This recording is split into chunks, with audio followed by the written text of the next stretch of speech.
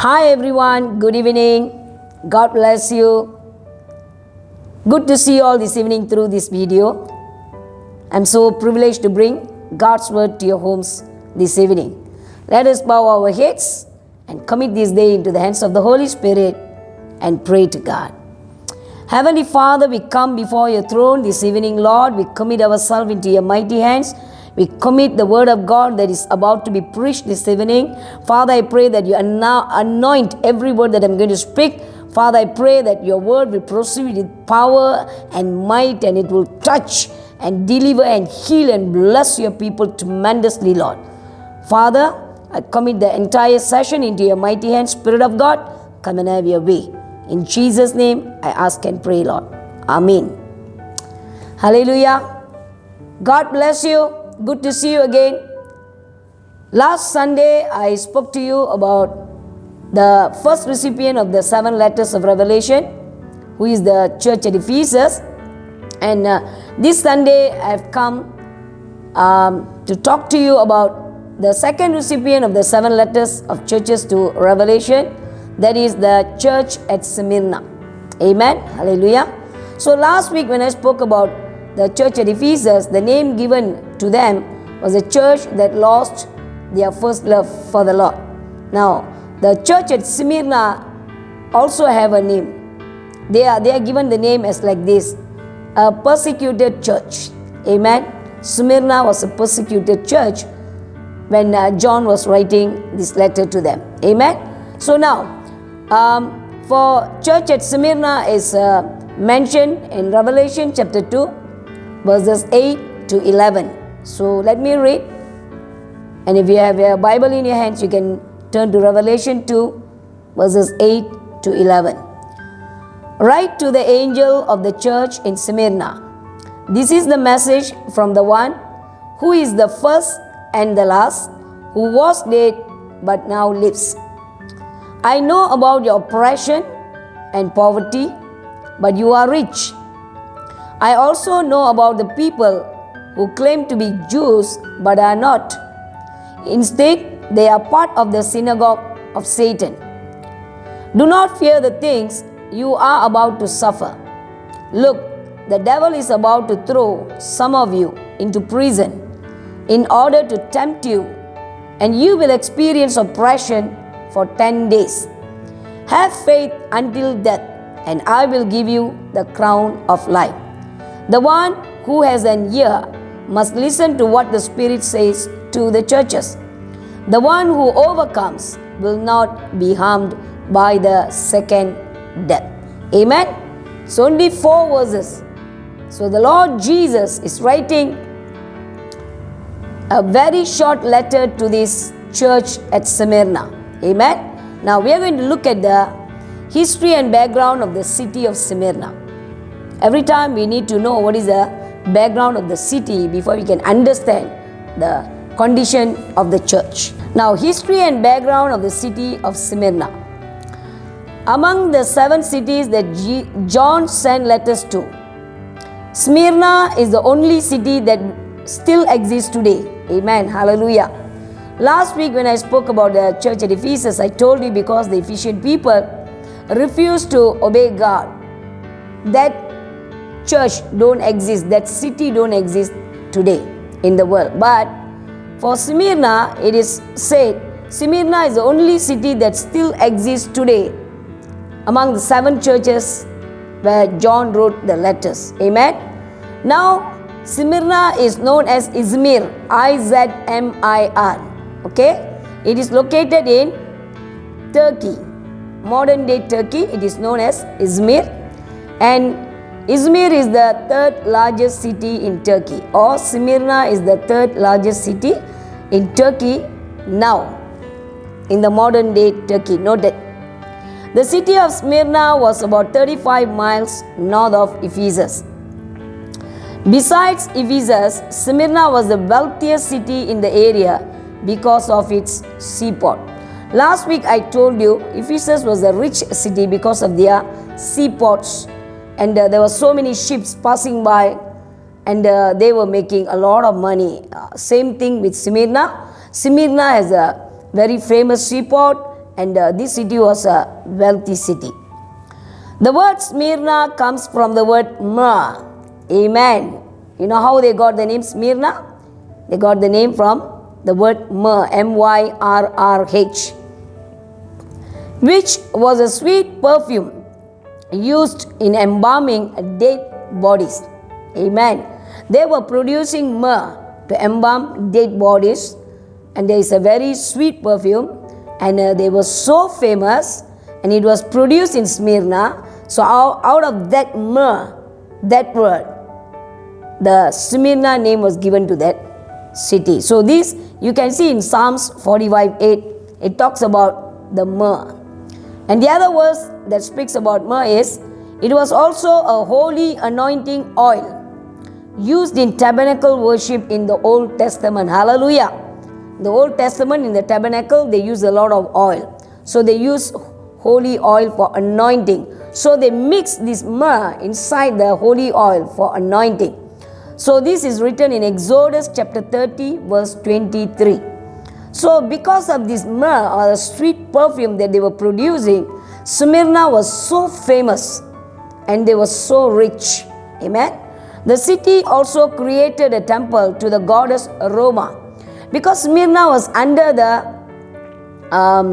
rulership of Roman Empire, this city, the people in the city, they built a temple for the goddess of Rome. In addition to that deity worship, worship of the Roman emperor was also very common. Not only they worship the deities, but they also worship the Roman emperor. Amen. Under the Roman emperor Domitian, every year each citizen had to burn incense on Caesar's altar in order to receive a certificate. This is a common thing that was happening year after year in Smyrna, whereby the people are forced to burn incense to the Caesar's altar or to worship him as God. So when they do that, they will be given a certificate. Failure to receive a certificate meant death if someone found out. If someone is found out that they did not burn any incense at the altar of Caesar, they will be put to death. So this is the city where the church of Smyrna was situated. So this is the situation of the city. The pagan worshippers were surrounded by the Smyrna church. Amen. About 60 years after Domitian, the famous bishop of Smyrna, Polycarp, after the Domitian's rulership, 60 years later, there was a bishop who was leading the Smyrna church. His name was Bishop Polycarp. He is the disciple of Apostle John, was burnt alive for refusing to call Caesar Lord. You see, Bishop Polycarp refused to worship Caesar as Lord, and he was burned to death. So the Smyrna church is situated in such a surrounding whereby their life are always under threat, and one of their pastors was put to death, was burned to death. So their faith is always at a threat. Amen. Who and how the church started in Smyrna is a mystery. The Bible never say who started the church at Smyrna, how they started. All this information is not mentioned here. The other information that I gave you is from my own research I found out. Amen. Hallelujah. So this is the historical background of the city of Smyrna. Now let us go to number 2. Jesus addressed the angel of the church. How does the Lord Jesus reveal himself to the church at Smyrna? Last week when I spoke about the church at Ephesus, I say the Lord revealed to them like one who is standing in the middle of the 7 golden lampstand, and he was holding the 7 stars in his hands. The 7 golden lampstands represent the 7 churches, and the 7 stars in his right hand represents the 7 pastors of the 7 churches. Likewise in Smyrna, the way the Lord revealed to Smyrna is totally different. Now we read Revelation chapter 2 verse 8, how the Lord revealed to them. Write to the angel of the church in Smyrna, This is the message from the one who is the first and the last. See how God is revealing himself. He said, I am the first and I am the last. Who was dead but now lives. The Lord says, I was dead but now I live. So this is the revelation was given to the church at Smyrna. Now, what does this revelation show? It shows Christ's eternality and sovereignty over human. Amen.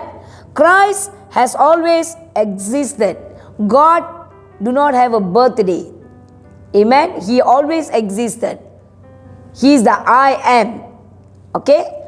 The title first and the last in the title used for the God of Israel in Isaiah. This title, I am the first and the last, is made mention in the Old Testament for the people of Israel. This is how God revealed himself to the people in Israel. And it is written in Isaiah 41 verse 4 and Isaiah chapter 44 verse 6.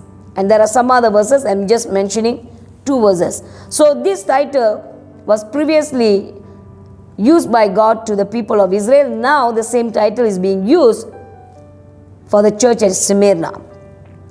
God existed in the beginning. This you can see, God has been from the beginning. This can be seen in John chapter 1 verse 1. In the beginning was the Word was with God, and the Word was God. So God has been existing from the beginning and will continue to exist forever. There is no birth, there is no death for God. He always existed. He is always there. Amen. Within the book of Revelation, Jesus is described several times as the first and the last. Even in the book of Revelation, a few passages it is written that Jesus has revealed himself, or Jesus is describes himself as the one first and the last. Okay? Right. Now, second is talks about Christ's resurrection. You see just now in verse 8 he says, this is a message from the one who is the first and the last. So the first and the last I spoke to you.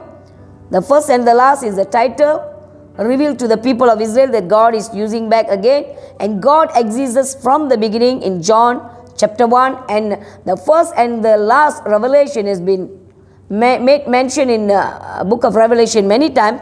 Now he goes on to say, who was dead but now lives. This is how Jesus is revealing to Smyrna. Now why is he saying that who was dead but now lives? For a short time, 3 days Christ was dead. Amen. Yes, truly Jesus was dead, but for a short period, that's only for 3 days. But now he lives. But on the third day, he resurrected from the dead and is still living today. Amen.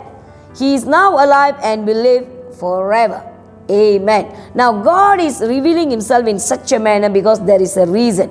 Because this Smyrna church is going through severe persecution. And the Lord is revealing himself as one who begins and who finishes. And he also said, when he said, I was dead and I lived, dead talks about problem. When he talks about that I live, it talks about solution. Amen. Hallelujah. Okay. Now, positive remarks for the Smyrna church. We see in church at Ephesus, the Lord commend them, and then at the same time the Lord condemn them. But for the church at Smyrna, the Lord has no condemnation, but he has commendation. Amen. He has commendation. This is written in Revelation chapter 2, verses 9 to 10. Let me read it. I know about your oppression and poverty. Now, what is the actual condition of this church? When John was writing this letter, they were literally being oppressed and they've been suffering from poverty. But you are rich. But in the eyes of God, God says, these Smyrnian people are very rich. I also know about the people who claim to be Jews but are not. Instead, they are part of the synagogue of Satan. They were going through terrible persecution in the hands of the certain Jews who were living in Smyrna at that time. And the Lord says, I know the oppression that you are going through. I know the poverty that you are facing. I am also aware of the Jews who are persecuting you. Church, I want to give you a good news today. I don't know what you are going through, but I want to tell you and I want to encourage you something. No matter what you people are going through right now, this evening, as I am speaking this word, the Lord is encouraging you with a word saying that, I know what you are going through. I am aware of your situation. Everything is under God's control. Do not worry. This is the message that is coming to you this evening. Amen. God is good. Now, God talks about three things. Number one, oppression, poverty, and He also talks about richness, because He said, in your eyes you are poor, in my eyes you are rich. Why God says this? Okay. It is possible that the oppression and poverty that Christians in Smyrna experienced was due to their faith. Now earlier I told you, in Smyrna there is a practice of worshipping Caesar. Now even the Christians in Smyrna were forced to do that. If not, they'll be put to death. Now in the midst of that kind of persecution, these Smyrnian people, they were preserving their faith for the Lord. They were not shaken. They do not want to bow to the pressure of the Roman city or the Roman emperor. They still want to keep their faith. They still want to be faithful to God. They want to please God. Because of their faithfulness to God, this church was terribly persecuted for their faith. Amen.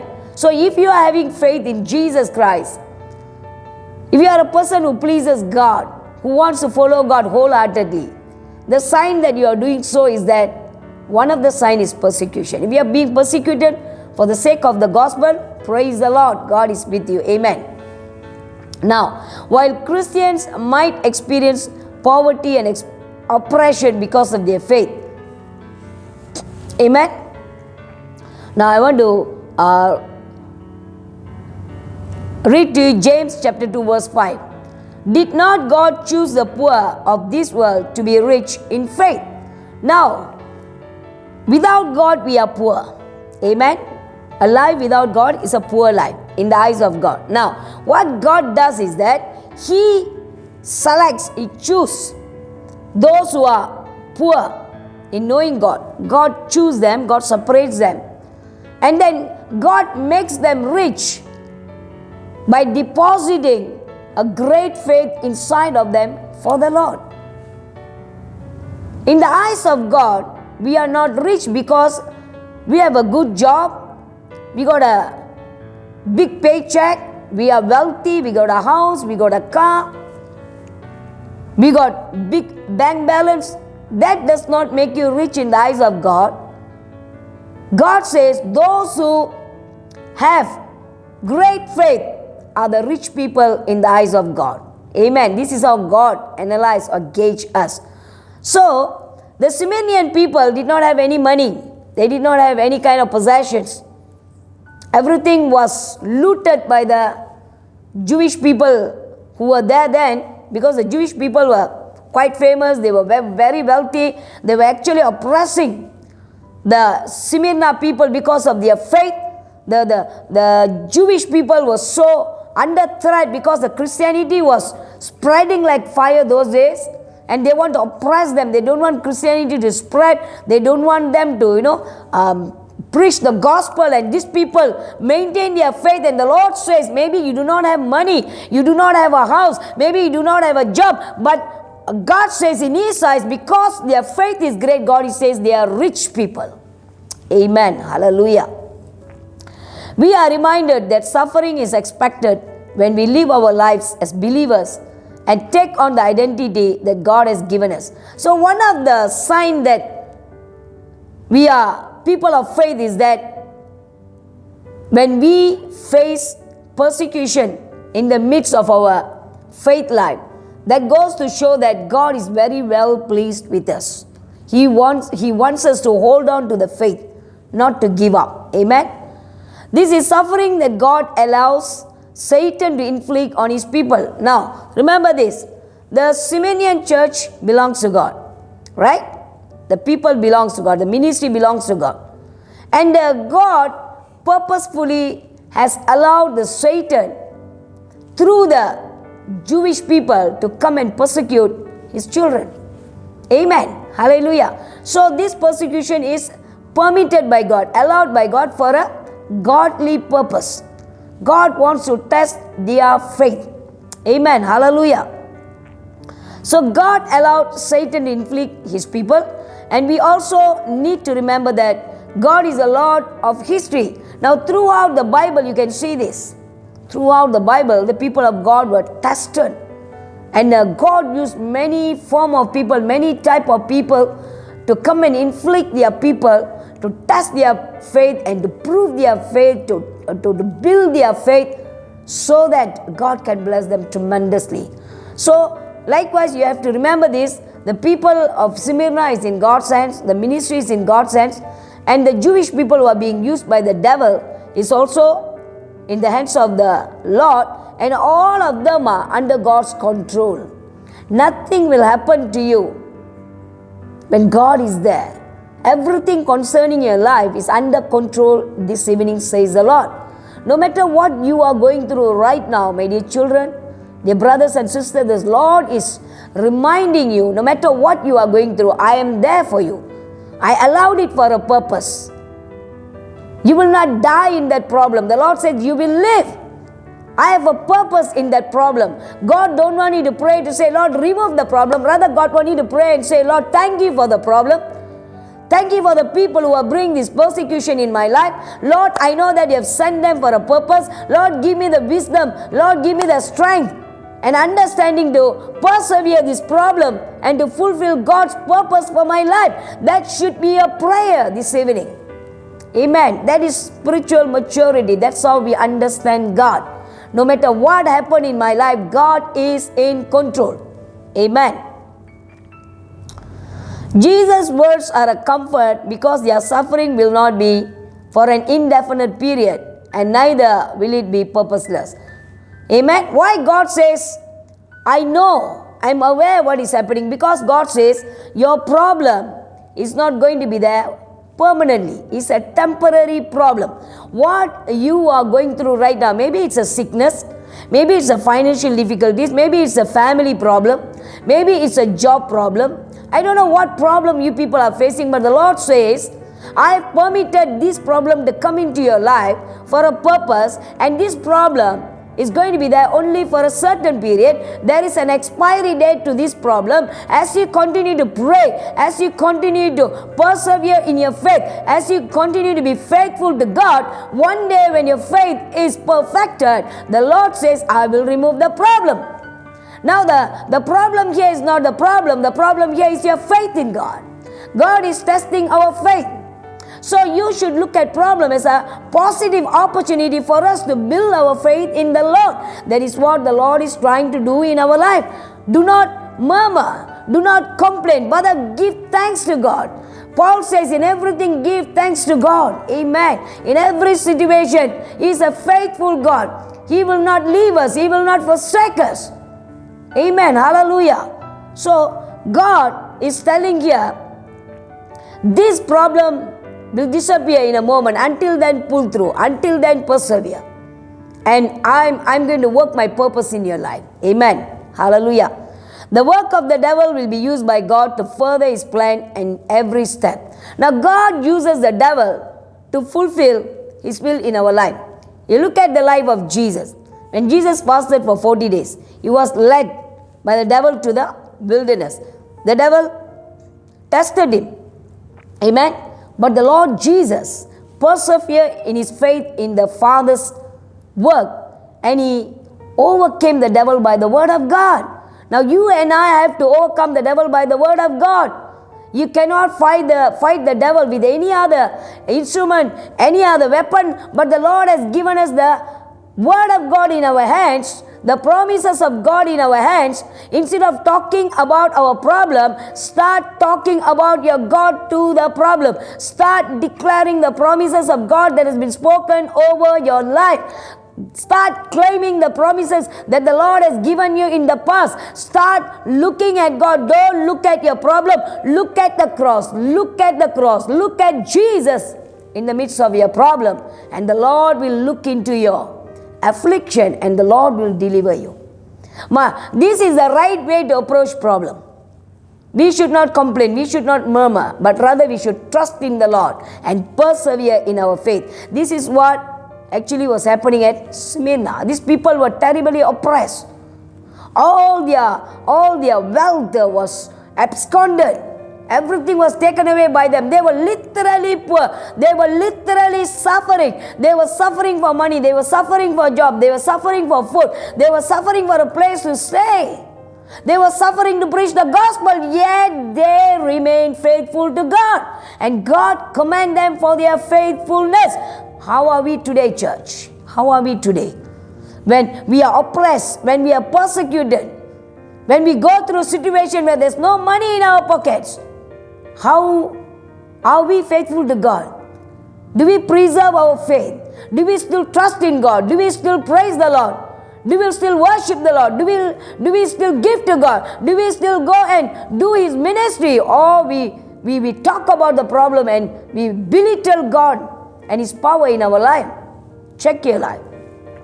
We need to learn something from this church. This church, in the midst of oppression, in the midst of poverty, they did not deny Jesus, they did not deny their faith, but rather they became stronger in their faith. Their trust in God were becoming even more stronger. Their faith, their trust was not in money. Their trust was not in that government. Their trust was not in anything, but in the midst of all situation, they make sure their faith is rooted in Christ Jesus, who strengthened them. Amen. Hallelujah.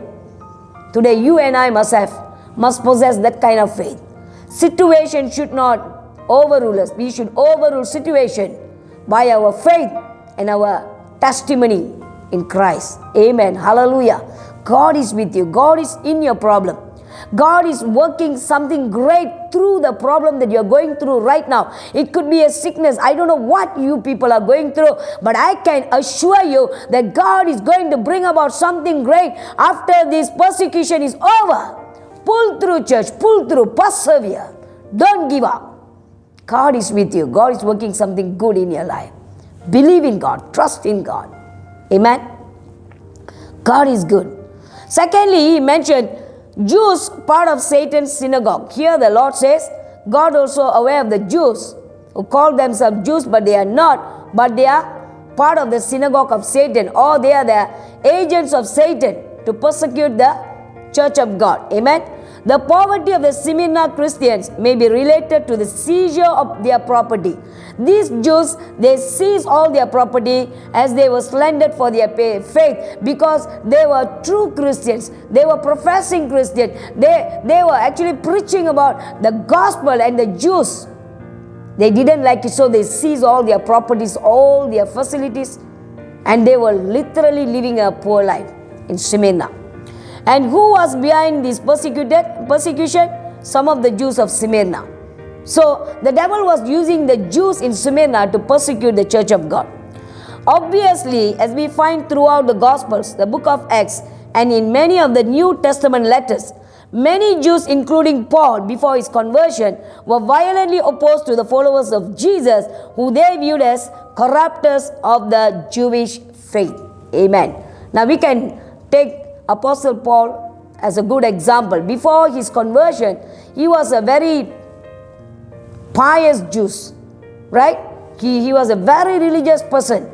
He didn't know Jesus. So when people start to preach about Jesus, when the gospel start to spread like fire, in those days, Paul was one of the Jews who went to oppose, went to oppress, went to persecute the church. He was the persecutor of the church. Paul was a persecutor of the church at one time, before his conversion, before the Lord met him at Damascus.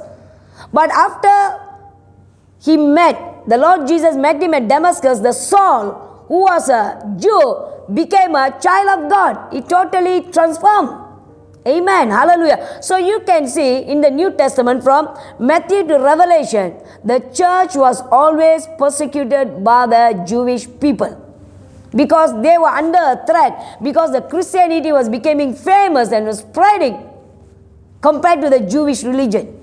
So they were persecuting terribly. These people were under a lot. So the Simonian people were going through terrible persecution under the hands of the Jewish people at that time. So they were going through oppression, they were going through poverty, and they were oppressed by the Jewish people. Now, this is the problem the Smyrna church is facing, and you see how the Lord is giving them answer. What is the solution to this problem? Revelation chapter 2, verse 10. Do not fear.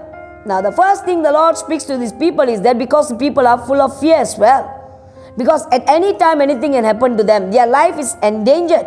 But the Lord is telling them, do not be fearful. Amen. Do not fear the things you are about to suffer. They are already suffering. Now, this letter is telling them their suffering is going to increase. Their persecution is going to be increased. Oh my God. If the Lord were to write a letter to me and say, Monica, you're going through some problem. It's okay. Do not fear. But there's going to be a lot more problem coming into your life. What will I do? I will run away from Jesus, I think. I'm just joking, okay? No, just imagine if the Lord were to write a letter to us and say, you are already going through persecution, and the Lord is saying there's going to be more persecution in your life. How will be our emotions? What will be thinking about the Lord? Amen? But the Lord here, He's saying, do not fear the things you are about to suffer. There's some more suffering that's going to come. Look, the devil is about to throw some of you into prison in order to tempt you, and you will experience oppression for 10 days.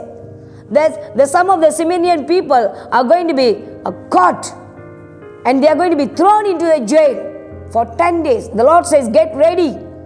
Strengthen your faith. Your oppression is going to increase. Your suffering is going to increase. Have faith until death. Now, when you go through these kind of things, when Christians go through suffering, persecution, tribulations, what you ought to do? The Lord says, have faith until death. Amen. You are not supposed to have faith only for that problem. Your faith must be until you die. That means even death were to come and knock on your door, you still have faith in God. You still trust in God. Even death cannot change your mindset to deny Jesus. That means you're already dead inside for yourself, and you already started living for Jesus. Like Paul says, it's no longer I that liveth, but Christ liveth in me. Amen. The self has dead. Paul says, my self man is dead. Now I'm living for Jesus. Anything happened to me, it's okay. I'm fine with it. I will have faith in God. The Lord says, hey, have faith until death, and I will give you the crown of life. The Lord says, if you pull through, even if death were to come, if you were to have faith in me, the Lord says, I will reward you with the crown of life. There's a reward. Amen. Hallelujah. Amen. So this is the advice the Lord is giving. This is the solution. He said, I'm not going to remove your problem. I'm not going to take away your persecution. I'm not going to take away your tribulation. But rather the Lord says, the persecution is going to be there. In fact, it's going to be increased. But what God expects from us is that increase your faith to face your problem. Amen. Pray that God will strengthen your faith, increase your faith, that you will have the boldness to face all the problem that is coming your way, that you will win over it, that you will receive the crown of life from the hands of God. Amen. Hallelujah. This is what God is speaking. Don't pray for God to take away problem, but rather pray to God and ask to increase your faith to face it, because God has a purpose for your problem.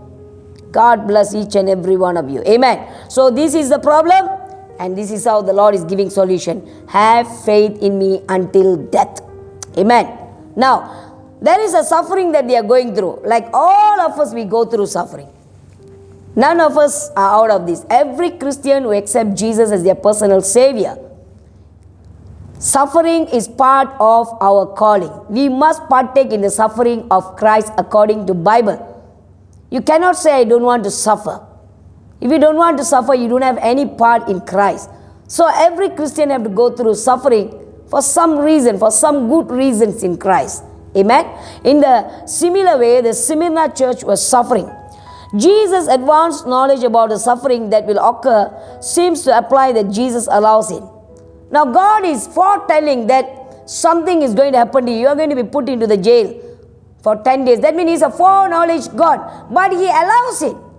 He did not stop the suffering. The Simeonian people do not know about the capture and throwing into the jail, but the Lord is aware of it. But the Lord says, I know, but I want you to go through that. Why does the Lord allow this? Amen. Many a time we ourselves ask our question, isn't it? We ask ourselves a lot of questions. Why, Lord, did you live? I used to complain like this some 25 years ago when I was a young Christian. Every time there's a problem in my life, I will always question. I will always complain to God. I will always say, Lord, it is unfair that I should go through this. It is not fair because I am faithful to you. How can you permit this? How can I go through this?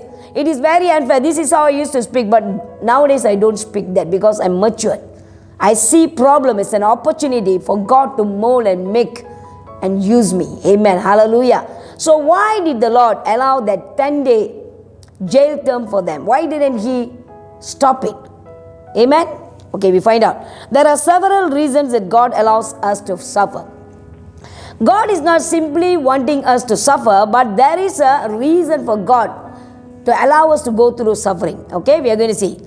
Now, at the end of the suffering, God wants to see what kind of people come to Jesus at the end. Not people who are breezing through, but people who are struggling, tired, stumbling, and determined to be faithful. At the end of your suffering, when you are tested, the Lord wants to see whether you are just breezing through or you are people who are struggling yet determined to be faithful. Maybe you are a person who is so tired of suffering yet you are determined to be faithful. You are always stumbling yet you are determined to be faithful. This is what God is actually checking. This is what God is actually doing in your life. He wants to build your faith. Now, to build your faith, the suffering helps you, right? Now, in the midst of the suffering, you will be struggling, you'll get tired, you'll get frustrated, you'll be stumbling. Most of the time, you'll be falling down and picking up. You see? You feel like you are a weak Christian. It's okay, fine. The Lord is doing something great, something good inside of you. He's building your inner man. He's building your spirit man. You stumble, but you woke up. You stood up. Amen. That's the great news today. You are tired, but you never gave up. Amen. Hallelujah. You are suffering, but you don't want to give up. You still want to look up to God. You still want to be faithful to God. You still determined to be faithful to God. Now, why God allows suffering is that He wants to test your faith. He wants to see what is the end product of the suffering. To these people, Jesus welcomes them and gives them their reward. This Simeonian church, these people, they persevered. The Lord says, be faithful until that. They were faithful until their death. And the Lord, as He promised, He gave them the crown of life. Amen. We too must be like them. These were given to the church in Smyrna, but these promises are also words of encouragement to us. Now, you and I are going through suffering, persecution, tribulation, hardship, sickness, bondage, many things that we are facing. But the Lord says, persevere, pull through, be faithful till you see death in your life, till I meet you. Be faithful. The Lord says, all this that you are going through, it's to prune your faith, to perfect your faith. When your faith is perfected, the Lord says the problem will leave, because your inner man is built. These problems helps to build your inner man, to make you strong in faith. See it positively. Amen. Hallelujah. Have you been preparing yourself for the suffering that comes from knowing Christ? Maybe you and I, we have come to know Jesus. We have certain experience whereby when we come to know Jesus, we face a lot of problem. Now, I just want to share my testimony to you. My family, we are 12 siblings. My parents are no longer with us, but I am from a Hindu background. I was a temple girl. I'm always at the temple. Very pious, very devoted. Okay, that's how I grew up, right? But when I was about 16 years old, my father passed away, and one of my brother, who was well educated, he was demon possessed. Some kind of charm was done to him. So he was demon possessed, and he was in the verge of death. The demon was trying to kill him. The whole family was in a mess. We don't know what to do. We went and consulted so many mediums, so many magicians. Nothing happened. The demon doesn't want to leave my brother. So things became worse in the family. So one day my brother, through his friend, somebody said, why don't you go to a church? Jesus can deliver you. So my brother, he was so desperate for deliverance. So he wanted to go to church. One Sunday morning, he woke up, he showered himself, he said, anybody want to follow me? I want to go to church. I was a little girl there. But then those days, our parents hardly takes us out. We don't go anywhere. Most of the time we are inside the house. Now we are going out somewhere is something very exciting. So out of excitement, I told my brother, I want to come. So I showered, I dressed up and I went with him. So I went to a church.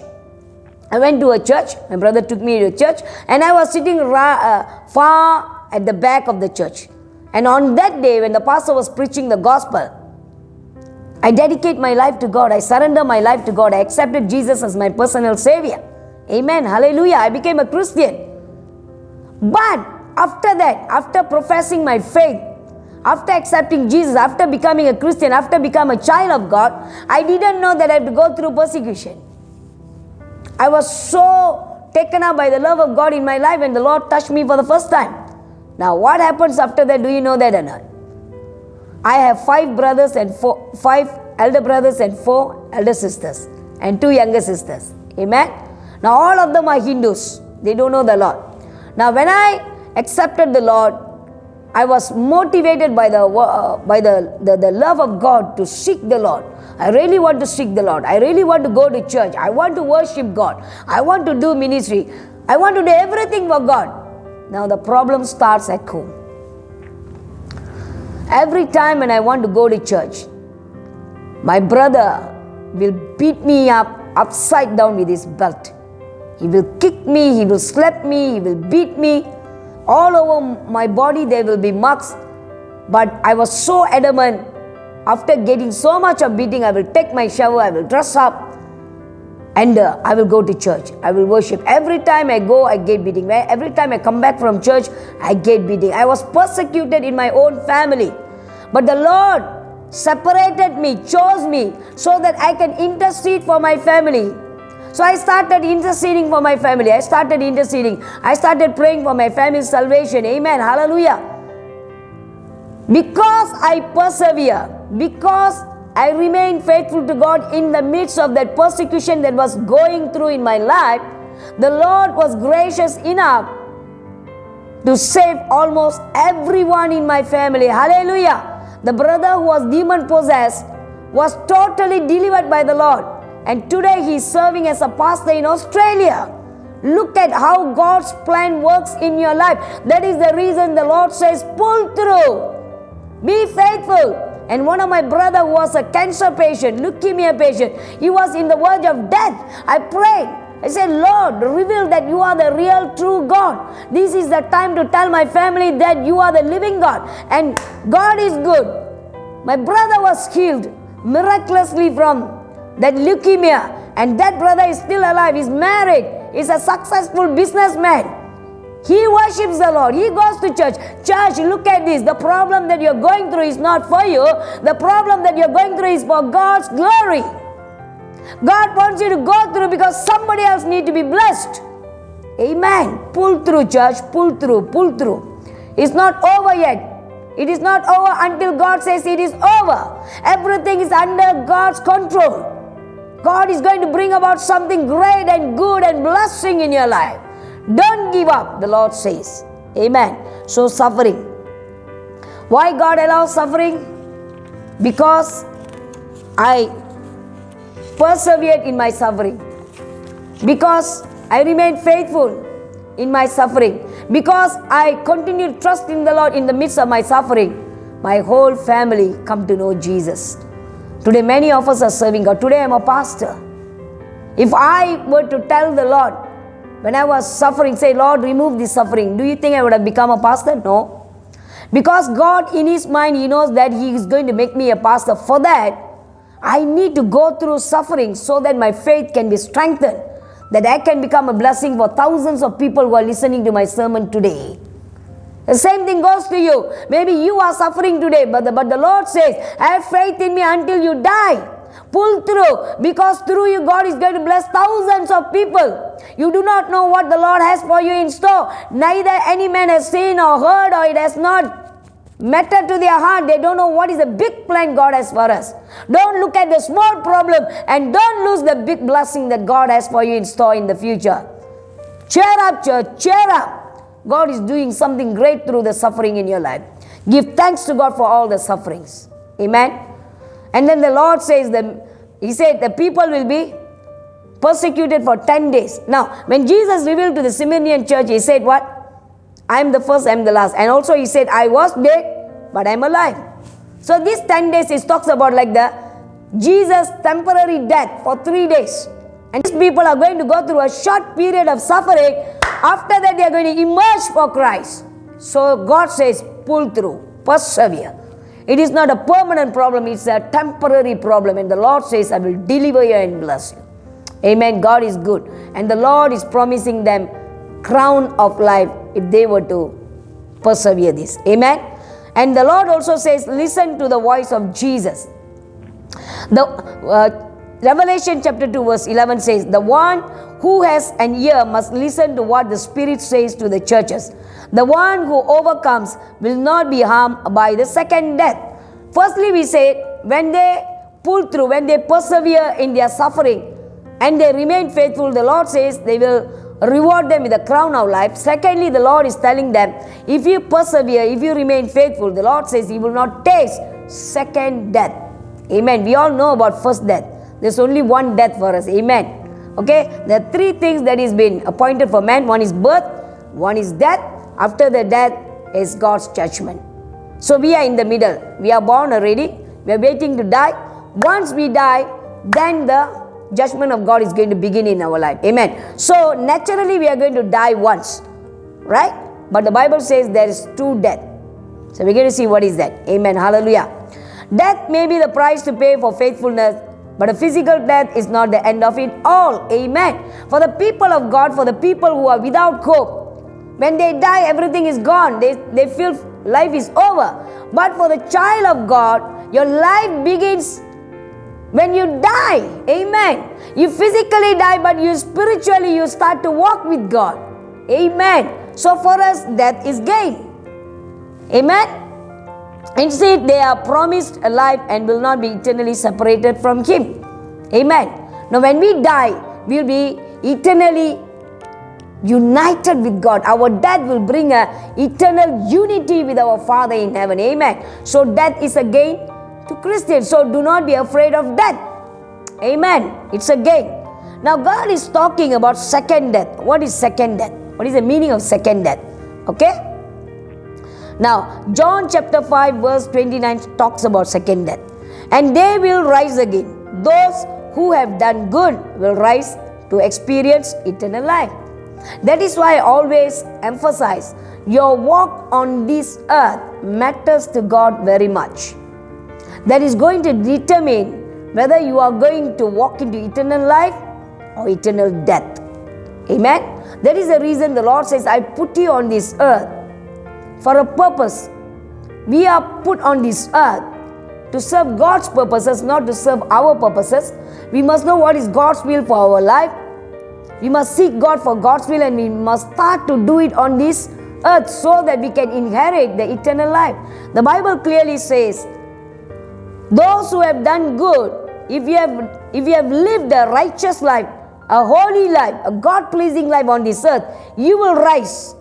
When Jesus comes on the air, you will rise up to experience eternal life. God will give eternal life. And those who have continued in evil will rise to experience judgment. You see? So we determine whether we are going to embrace eternal life or we are going to go through God's cruel judgment. So your walk, your life on this earth matters to God. Amen. Okay. Revelation chapter 20 verse 6 says like this. Blessed and holy are those who share in the first resurrection. Amen. When the Lord appears in the sky, when our graveyards open and when we rise up, they said this kind of people who are experiencing first resurrection, they are blessed people. For them, the second death holds no power. So they will not partake in the second death, because they are not experiencing death, but they are going to experience life. But they will be priests of God. Those people who resurrect in the first resurrection, God is going to make them priests of God and of Christ, and will reign with Him 1,000 years. When the new heaven and earth is created by the Lord, those who are resurrected in the first resurrection will return to the new earth, and we will reign with Him for 1,000 years. That is why, again, I'm telling you, your walk and your life and your conduct on this earth currently matters to God. It will determine either you're going to hell or heaven. So be careful, church. You cannot live as you like. You have to live as the Bible says. Try. Okay? Thirdly, Revelation 21 verse 8 talks about second death. Who go through the second death? Second death is meant for who? What type of people? Revelation 21 8 says, cowards, unbelievers who choose not to believe in Jesus, the corrupt, murderers, the immoral, those who practice witchcraft, idol worshippers, and all liars. Their fate is in the fiery lake of burning sulfur. This is the second death. If you choose to live a unholy life on this earth for Jesus, you will end up in a fiery lake of burning sulfur. It is called the second death, but you cannot die.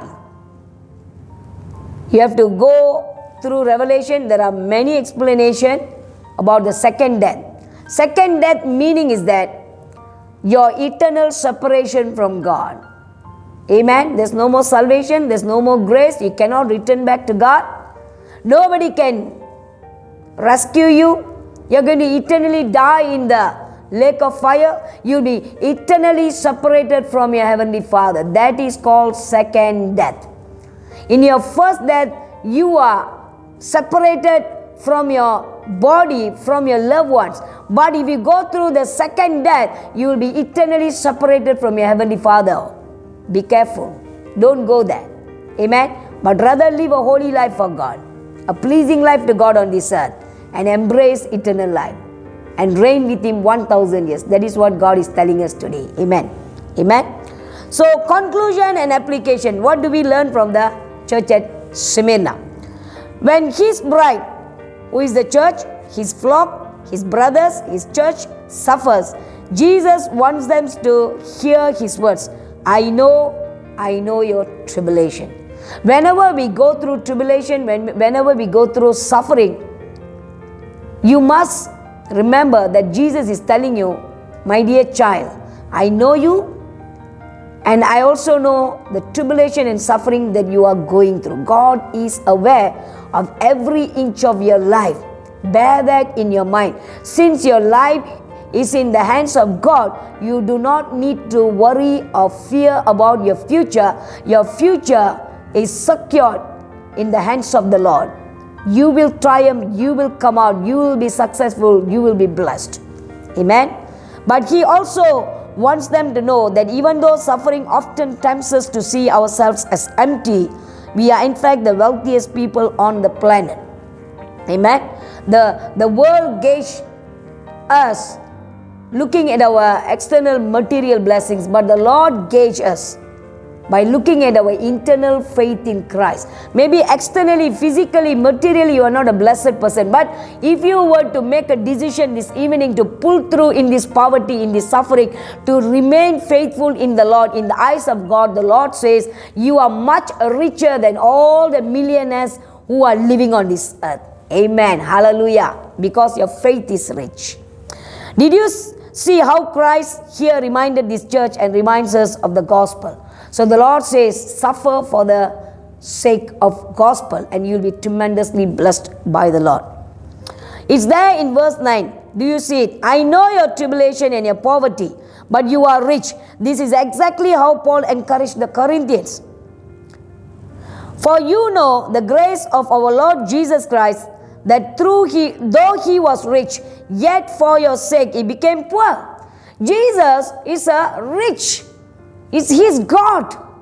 But to make me rich, He took the form of a poor. He took the form of a slave. Because Jesus has become poor and slave, church, whether you believe it or not, whether you know it or not, because you believe in Jesus, you are already made rich in Christ Jesus.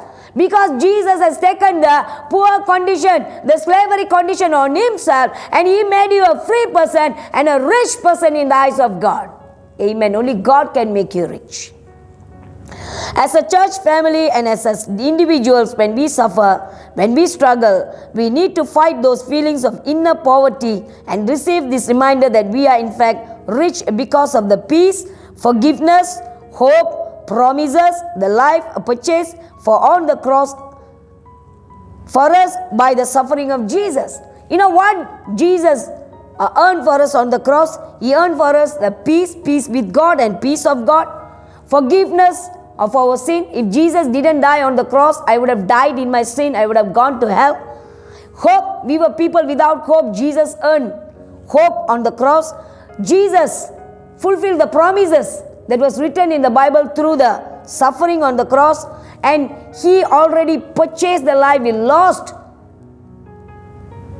by Adam to the devil on the cross. He redeemed that life the devil stole from God, and He gave us eternal life. That is why we lost. That is what Adam lost at the Garden of Eden. He lost the eternal life, the privilege of living with God eternally. And through the cross, God has redeemed back the eternal life. When you become a Christian, the Lord is giving you peace, forgiveness, hope, promises, and eternal life that makes you rich in the eyes of God. The money, the wealth of this world cannot buy peace, cannot buy the forgiveness, cannot buy the hope, cannot buy the promises, cannot purchase the eternal life. Whether you believe it or not, whether you know it or not, the Lord says you are made rich through the cross of Jesus Christ. So cheer up, cheer up. You are a rich person in the eyes of God. God has made you rich through the cross.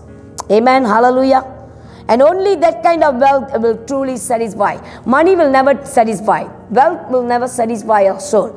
But God's peace will satisfy our soul. These are all permanent wealth that God has deposited when you become a Christian.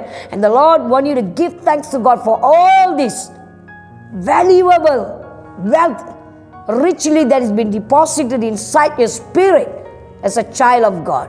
Give thanks for the peace. Give thanks God. Give thanks for the hope, for the forgiveness, for the eternal life, for the promises. Amen. Hallelujah. You are indeed rich in Christ Jesus. Amen. Only that kind of wealth will last beyond the grave. No, our money will not follow after our grave. Our family will not follow us after our grave. When you die, all the material things, all the worldly things will come to a standstill. Only you go alone. But there are things that will follow you after your death, that is given by the Lord permanently. That is the peace of God, the forgiveness of God, the hope of God, the promises of God, and finally the eternal life of God. Amen. Even if you are died, you can rise up, because Christ Jesus will raise you, because He will give you, He has promised to give you eternal life. So the Lord says, oh, this suffering is to strengthen you, not to destroy you. The Lord says this is good. Look at it positively. Trust in me in the midst of your suffering. I know what you are going through. And the Lord says this is not a permanent problem. Like how Jesus was buried for only minimum 3 days. This problem cannot conquer you forever. The Lord says you will resurrect. You will come out victoriously from this. But the Lord says, keep your faith. Trust in me. Look to the cross. Walk in the righteous path. And I will give you deliverance. Your deliverance is just at the end of your faith. Have faith in God. Have you accepted that treasure? Are you spiritually wealthy in Jesus? Now, as I'm preaching this sermon, maybe you are going through some kind of financial difficulties. Maybe there is no money, there is no job. You feel that although you are a child of God, although you are a Christian, you feel it is unfair for you to go through this kind of poverty, this kind of financial difficulties. But the Lord says He has allowed this in your life for a purpose. And the Lord says, in the midst of this suffering, in the midst of this lacking, if you continue to persevere and to be faithful in the Lord says, I will give you the crown of life. Not only that, the Lord says, He will make sure that you enter heaven and you will not taste the second death, which is the permanent separation from the eternal God. Church, today I want to encourage you, church. We must be like the Simeonian people. Amen. They were surrounded by so many problems, but they were so faithful to God. They were willing to die for the Lord. Amen. Hallelujah. Our life is hidden in Christ. We cannot be lived like the heathens. We are holy people. We are righteous people. We are representative of heaven on this earth to show the people who are living without hope. There is a God who can give hope. There is a God who can forgive their sin. There is a God who can give them peace. There is a God who have tons of promises to make them rich. There is a God who can take them from hell to heaven. So the Lord says, for you to do that, I have permitted this suffering so that your faith will be strengthened, that you can rise up strong and glorify my name. So thank God for everything that you're going through. And pray that God will continue to strengthen your faith, that you'll be able to go through and come out victoriously and fulfill the purpose and plan of God for your life. That through you, God's name can be glorified, and God will bless you tremendously. So cheer up this morning, church. The Lord is watching you. He is aware of all your problems. He has permitted everything for His own purposes. The only advice that He is giving, He is in the midst of the problem, but He don't want you to pray to remove the problem. Rather, He wants you to pray and trust Him and say, Lord, give me the strength to go through the problem with you and come out with you victoriously so that I can glorify you. Thank God for every problem that you're going through. The Lord knows, and the Lord is going to deliver you. Amen. Hallelujah. God bless each and every one of you. Continue to have a strong faith in God. The Bible says if you believe, you can see miracle. Amen. Hallelujah. If you believe God, you can see the glory of God in your life. Believe today, church. I'm encouraging you and challenging you. Believe God in the midst of your suffering, that God's glory will be revealed to you in a miraculous way, that you will understand God in a special way. Amen. God bless each and every one of you. I will see you with another church next week. Amen. I will bring another title. Until then, you pray and wait earnestly for the next message. So thank you very much for listening to God's word. Let God bless you tremendously. Let us pray and conclude the day. Amen. Heavenly Father, we want to thank you, Lord, for this beautiful day. Father, thank you, Lord, for the church at Smyrna. Lord, thank you, Jesus, for the message that you have given to this church that is so much related to the current situation that all of us are going through. And thank you for that wise advice that you have given us, not to pray to remove the problem, but rather to have faith to remain in the problem, to be tested by God, to be proven by God, that we may inherit the crown of life, so that we can avoid the second death, so that we can become a testimony for you on this earth, that we can glorify you through our problems, Lord. You can use anything, Lord, to build us, and we permit the Holy Spirit to do anything the Lord wants to do in our life. And we pray, Lord, the Spirit of God will strengthen and increase our faith to pull through all the thing that we are going through, to remain faithful till the end. Even death were to come and knock on our door, Lord, let our faith arise and stand for God and glorify God. Father, I commit each and every one of them who are listening to the sermon right now as I'm speaking your word. I pray that your word will pierce through their heart and soul and mind, and Lord will deliver them, heal them, and strengthen their faith for greater works for the Lord, that they will rise up and glorify the name of Jesus on this earth. Thank you, Father God. Continue to lead us, guide us, and bless us. In Jesus' name I pray. Amen. Hallelujah. God bless each and every one of you. I will see you next Sunday. Thank you very much. God bless you. We are kingdom-minded, eternity-focused, giving top priority to God's kingdom and striving towards the advancement of kingdom of God.